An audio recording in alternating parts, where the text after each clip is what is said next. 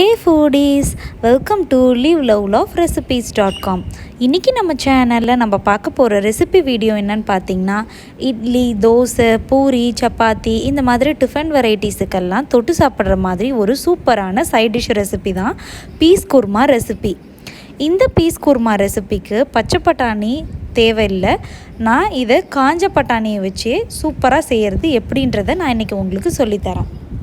பொதுவாகவே பட்டாணியில் பார்த்திங்கன்னா ஏகப்பட்ட ஹெல்த் பெனிஃபிட்ஸ் இருக்குது. பட்டாணியில் அதிகமான ஃபைபர் கண்டென்ட் இருக்கிறதுனால உடம்புக்கு ரொம்ப ரொம்ப நல்லது.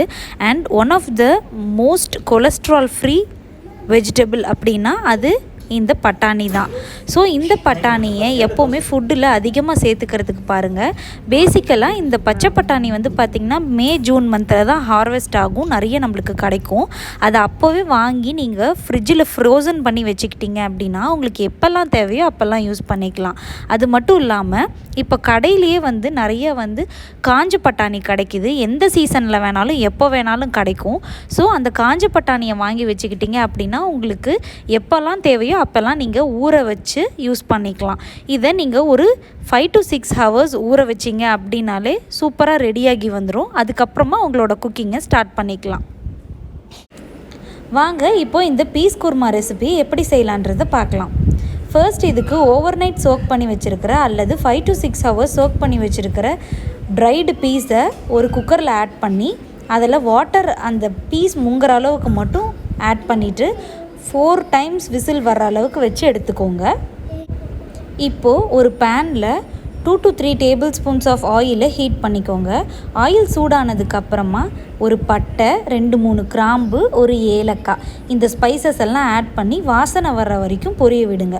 இது கூடவே 1 teaspoon அளவுக்கு எடுத்து வச்சுருக்கிற சோம்பு ஆட் பண்ணி பொரிய விடுங்க. சோம்பு நல்லா பொரிஞ்சதுக்கு அப்புறமா ஒரு பெரிய சைஸ் வெங்காயத்தை நான் ரஃப்பாக சாப் பண்ணி வச்சுருக்கேன், அதை ஆட் பண்ணிக்கலாம். கூடவே காரத்துக்கு ஒரு பச்சை மிளகாய் ஆட் பண்ணியிருக்கேன். உங்களுக்கு வேணும்னா நீங்கள் இங்கே வரமிளகாவும் ஆட் பண்ணிக்கலாம், நல்லா தான் இருக்கும். இப்போது இது எல்லாத்தையுமே நல்லா கலந்து விட்டுடலாம் ஒரு தடவை. இதெல்லாம் ஓரளவுக்கு சாட்டே ஆனதுக்கப்புறமா ஒரு 1 teaspoon அளவுக்கு இஞ்சி பூண்டு விழுது ஆட் பண்ணணும். இன்கேஸ் உங்கள்கிட்ட இஞ்சி பூண்டு விழுது இல்லை அப்படின்னா ஒரு துண்டு இஞ்சியையும் 2-3 பல் பூண்டையும் ஆட் பண்ணிக்கோங்க, நறுக்கி ஆட் பண்ணிக்கோங்க. இப்போது அதெல்லாம் நல்லா கலந்து விட்டுட்டு இஞ்சி பூண்டு விழுதுலேருந்து வர ராஸ்மெல் போனதுக்கப்புறமா ஒரு பெரிய சைஸ் டொமேட்டோவை நான் ரஃபாக சாப் பண்ணி வச்சுருக்கேன், அதையும் ஆட் பண்ணிக்கலாம். இப்போது இது எல்லாத்தையுமே மூடி வச்சு குக் பண்ணோம்னா சீக்கிரமாக வதங்கி வந்துடும் இல்லையா, அதனால் மூடி வச்சு குக் பண்ணிக்கலாம். இப்போ இதெல்லாம் நல்லா கலந்து விட்டுருங்க. இப்போது இதெல்லாம் நல்லா வதங்கி சுருண்டு வந்ததுக்கப்புறமா இதில் 1 ஸ்பூன் அளவுக்கு பொட்டுக்கடலை, 2 கேஷ்யூ, அப்புறம் கொஞ்சமாக ஒரு 1/4 teaspoon to 1/2 teaspoon அளவுக்கு கசகசா ஆட் பண்ணி கலந்து விட்டுக்கோங்க. இதுக்கப்புறமா இதில் நம்ம துருவின தேங்காய் 3 அல்லது 4 tablespoon அளவுக்கு ஆட் பண்ணிக்கணும். இப்போது தேங்காவெல்லாம் ஆட் பண்ணதுக்கப்புறமா நீங்கள் ஃப்ளேமை சுவிட்ச் ஆஃப் பண்ணிவிட்டு ஒரு தடவை எல்லாத்தையும் நல்லா கலந்து விட்டுட்டு இதை அப்படியே ஆற வச்சுருங்க. ஆற வச்சுட்டு கொஞ்சமாக வாட்டர் ஆட் பண்ணி நல்லா ஃபைனாக ஒரு பேஸ்ட் கன்சிஸ்டன்சிக்கு கிரைண்ட் பண்ணி எடுத்துக்கோங்க. இப்போ பார்த்தீங்களா எந்த அளவுக்கு ஃபைன் பேஸ்ட்டாக இருக்குன்னு. இப்போது அதே சாஸ் பேனை மறுபடியும் ஹீட் பண்ணிவிட்டு அதில் 3 to 4 tablespoons அளவுக்கு ஆயிலை ஆட் பண்ணி ஹீட் பண்ணிக்கோங்க.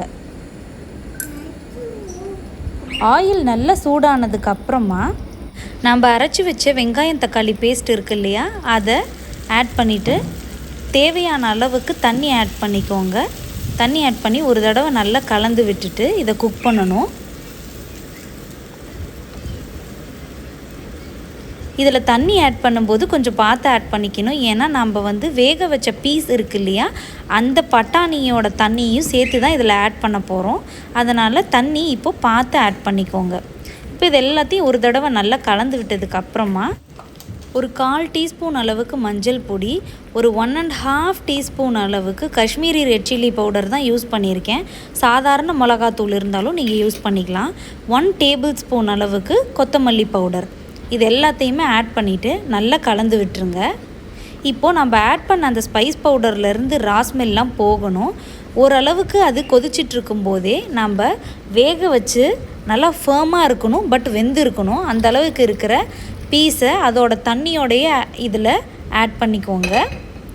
இப்போ கிரேவி எல்லாத்தையும் ஒரு தடவை நல்லா கலந்து விட்டுட்டு இதை கொதிக்க விட வேண்டியது தான். ஒரு 4 to 5 minutes medium to high ஃப்ளேமில் வச்சு கொதிக்க விடுங்க. கொஞ்சம் தெறிக்கும் இந்த கிரேவி, அதனால் கொஞ்சம் பார்த்து மூடி வச்சு கூட குக் பண்ணுங்கள். ஒரு 5 to 6 minutes இது நல்லா கொதிக்கும் போது என்ன ஆகும்னா, நம்ம ஆட் பண்ணோம் இல்லையா ஸ்பைஸ் பவுடர்ஸ் எல்லாம், அதோட ரா ஸ்மெல் எல்லாமே போயிடும்.